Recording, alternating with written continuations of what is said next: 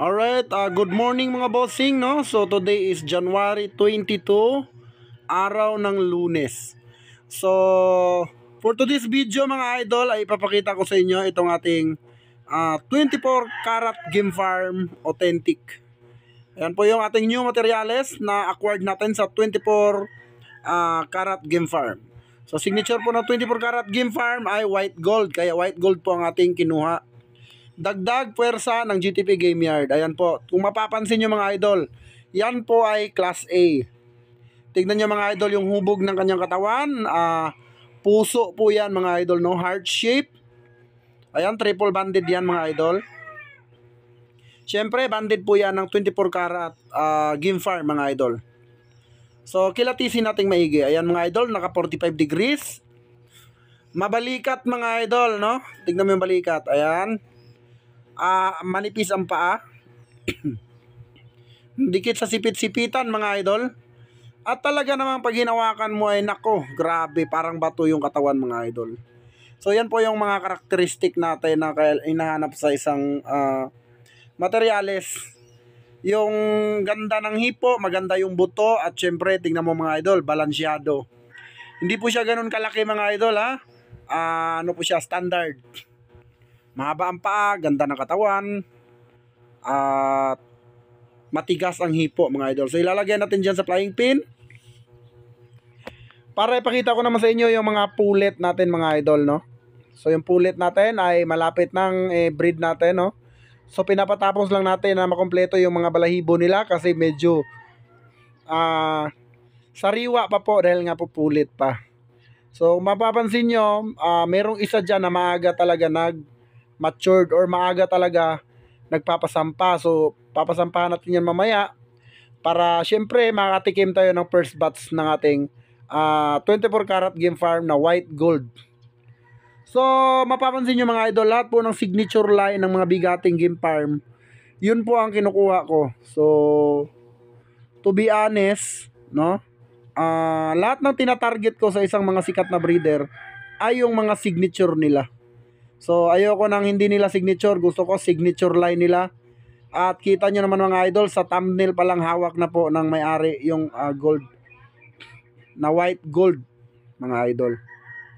So tignan nyo, dilaw yung gold yung paa, gold yung tuka, yung mata pulang-pula mga idol, sobrang nipis. Ayan, tignan mo, grabe yung leg band, golden, no? Yung tuka, golden.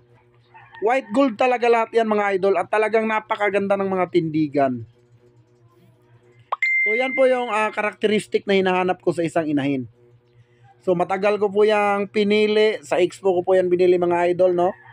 So talagang pinag-isipan kong maigi at kinilatis ko. Kailangan buong buo po yung katawan niya.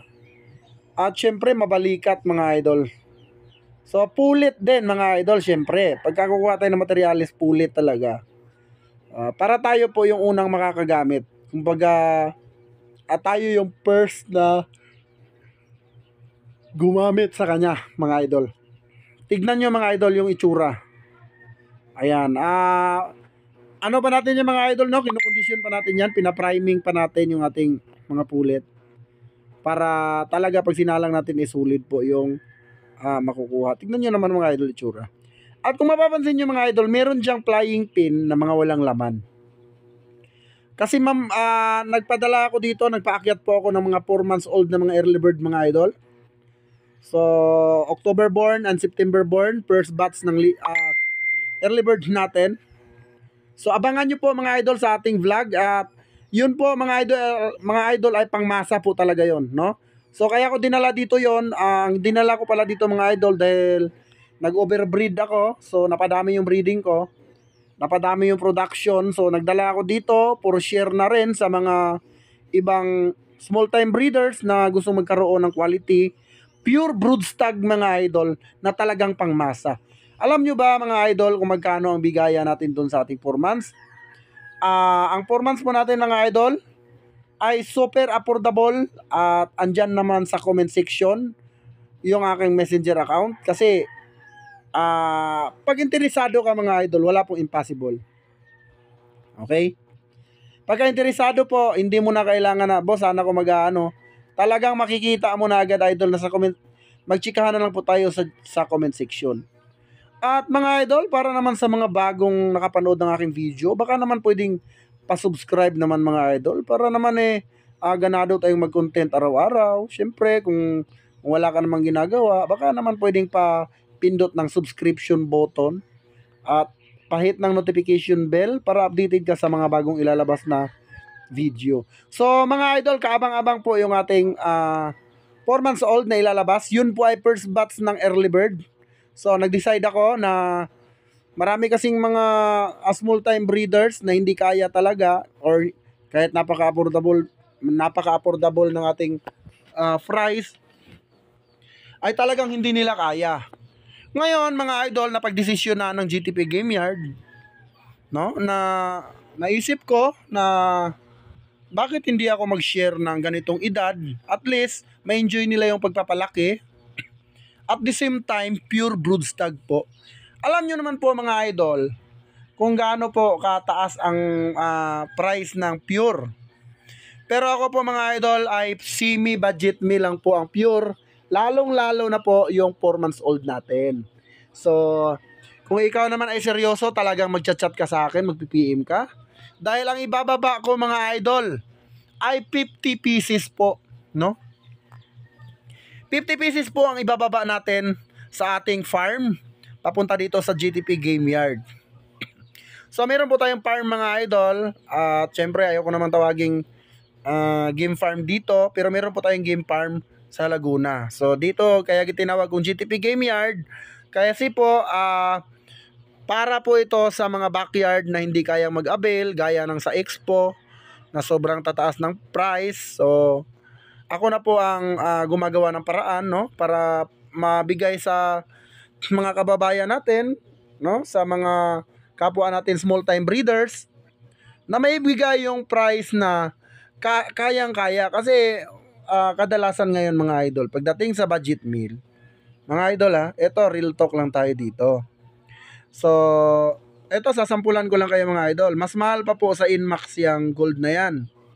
Okay, kung isang Inmax lang ang itatapat sa materialis na yan sa 6, ay hindi po kakayanin ng motor mga idol.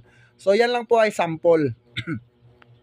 Kung tatanungin nyo po kung magkano yung mga gold na yan, ay kung isang motor mo ang katumbas niyan mga idol, ay hindi talaga uubra. Mas mahal pa po yan sa motor, yung 6 na yan mga idol, no? Kasi yan po ay mga class A. So yun lang, inano ko lang sa inyo kung gaano nga ba katindi ang GTP Game Yard pagdating sa selection ng materials. Tingnan nyo mga idol, papasampahan natin. Kasi yan, yung hawak ko na yan po ang maaga nagpapasampa. So syempre, pag merong maaga, birada. Ayan, para makakuha tayo ng pulit. Hindi ko po i-out muna ang pulit niyan mga idol. Padadamihin po muna natin. At yung mga sisiw niyan, ang first batch po niyan mga idol, ay itatransfer muna sa Laguna, sa ating game farm, para doon po padamihin. Then pag lumaki na, saka po ibabalik dito. Then ngayon mga idol, ay papakita ko sa inyo. Ayan po yung mga lagayan. Nakaset up na po yan. Ayan. So presyong pangmasa tayo mga idol ha. So kung sa budget meal, mas mano lang siya. Kuya lang siya ng konti sa budget meal mga idol, yung ating 4 months old. Banded po yun mga idol. Banded po ng early bird. Salpukan banded mga idol ha. 50 pieces ang ipapadala ko dito. Today. So abangan nyo mga idol, no, today. At naging busy ako kasi ako mismo yung nag-select. Then after ko mag-select, papadala ko na sa mga tauhan ko dito yung ating mga 4 months old na affordable. So tingnan nyo mga idol, ayan, yan po yung mga bakante. Then merong range dyan na malaki kasi so kung merong bisita, makakapili po. Pwede din po ako mag-selection mga idol, no? At meron po tayong shipper, Luzon, Visayas, Mindanao. Ayan, maghanda na po kayo mga idol sa presyong pangmasa ng GTP. Siyempre mga idol, kailangan talaga mag-PM po kayo sa akin. Hindi po ako ang mag-PM sa inyo, kayo po ang hahanap sa akin. At dyan po tayo magchikahan sa comment section ng ating YouTube channel mga idol. At yun, big shout out sa lahat ng mga solid supporters ng GTP Game Yard. Mga idol, maraming salamat sa support and pa-subscribe naman kung ikaw po ay nakapanood at pa-comment kung saang lugar ka. So yun lang mga idol ang vlog natin for today. And good morning mga